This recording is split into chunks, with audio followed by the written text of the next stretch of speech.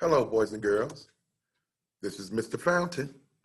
I'm here with another lesson for third grade, fourth grade, and fifth grade. Today, boys and girls, we're going to introduce pitch. Pitch, by definition, is the highness and the lowness of sound. We're going to talk more about that in just a moment. But I just wanted to welcome you back to a new year. I hope you all had a very Merry Christmas and a Happy New Year, and that you're ready to come on in and make it happen here this second semester of the school year. I'm going to share my screen, and we're going to start talking about what it is that we're here to learn today. And that is an introduction to pitch. Pitch, again, boys and girls, very simple, is defined as the highness and the lowness of sound. So, can you make a high sound for me? Boop. Very good. Can you make a low sound for me? Whoa. Some of you fifth graders think that's funny. Yeah, exactly. So that's the highness and the lowness of sound. That's pitch. Now, what is sound? Sound, boys and girls, is anything that you can hear. So if you can hear it, first of all, it's a sound. And then after you decide that it's a sound, then we can decide whether or not it's a high sound or a low sound.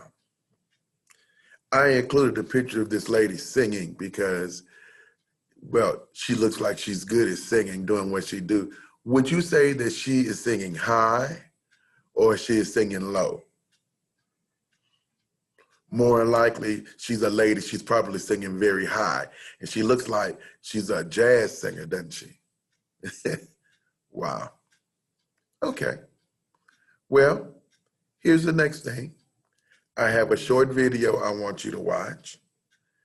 And I want you to enjoy it. It's going to introduce pitch to you. After that, we're going to come back and we're going to talk about what we saw on the video. Okay? Very good. Let's watch.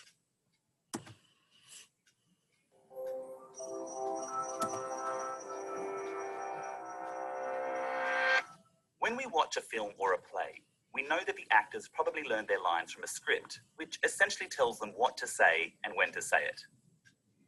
A piece of written music operates on exactly the same principle. In a very basic sense, it tells a performer what to play and when to play it.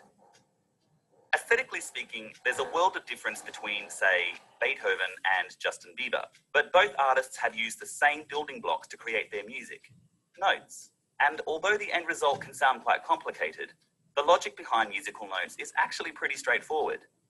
Let's take a look at the foundational elements to music notation and how they interact to create a work of art. Music is written on 5 parallel lines that go across the page. These 5 lines are called a staff, and a staff operates on 2 axes. You've seen this before. Up and down, and left to right. The up and down axis tells the performer the pitch of the note, or what note to play, and the left to right axis tells the performer the rhythm of the note, or when to play it. Let's start with pitch. To help us out, we're going to use a piano, but this system works for pretty much any instrument you can think of. In the Western music tradition, pitches are named after the first 7 letters of the alphabet: A, B, C, D, E, F, and G. After that, the cycle repeats itself: A, B, C, D, E, F, G, A, B, C, D, E, F, G, and so on. But how do these pitches get their names? Well, for example, if you played an F and then played another F higher or lower on the piano, you'd notice that they sound pretty similar compared to, say, a B.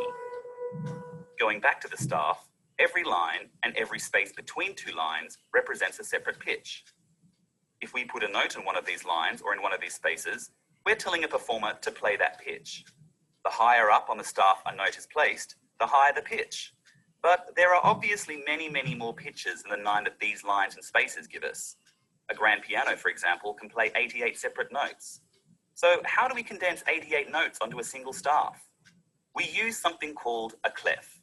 A clef is a weird-looking figure You have placed at the seen very that beginning of the before? staff, and it acts like a reference point telling you that a particular line or space corresponds to a specific note on your instrument. If we want to play notes that aren't on the staff, we kind of cheat and draw extra little lines called ledger lines and place the notes on them. If we have to draw so many ledger lines that it gets confusing, then we need to change to a different clef. As for telling a performer when to play the notes, two main elements control this: the beat and the rhythm.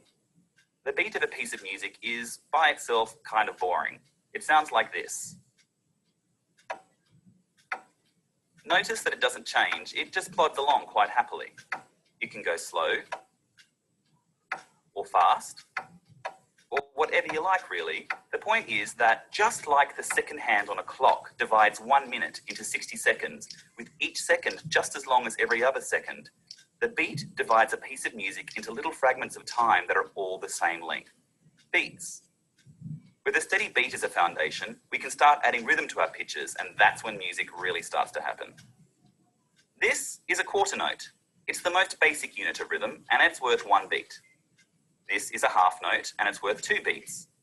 This whole note here is worth 4 beats, and these little guys are eighth notes, worth half a beat each. Great, you say. What does that mean? You might have noticed that across the length of a staff, there are little lines dividing it into small sections. These are bar lines, and we refer to each section as a bar. At the beginning of a piece of music, just after the clef, is something called the time signature, which tells the performer how many beats are in each bar. This says there are 2 beats in each bar, this says there are 3, this one 4, and so on. The bottom number tells us what kind of note is to be used as the basic unit for the beat. 1 corresponds to a whole note, 2 to a half note, 4 to a quarter note, an eighth to an eighth note, and so on. So this time signature here tells us that there are 4 quarter notes in each bar. 1, 2, 3, 4, 1, 2, 3, 4, and so on. But like I said before, if we just stick to the beat, it gets kind of boring. So we'll replace some quarter notes with different rhythms.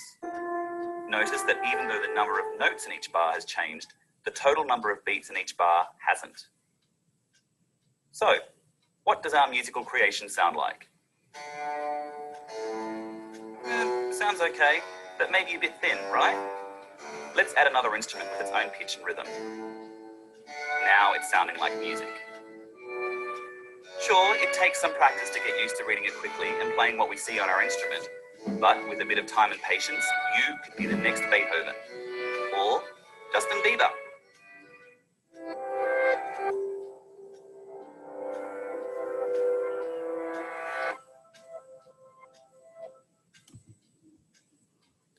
All right, very good.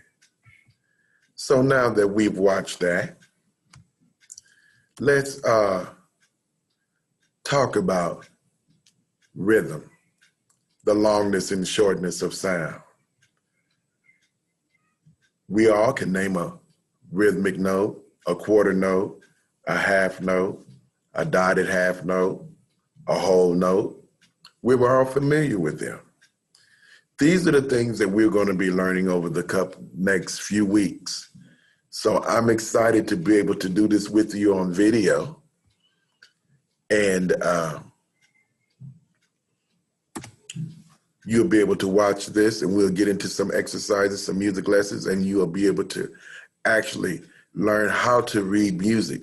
So by the end of this 6 weeks, you'll be up and running with reading music. Maybe your mom might get you an instrument, like maybe a small keyboard or a recorder or something for you to practice on. But either way, you'll know your stuff. Thanks for sharing, and we'll see you next time.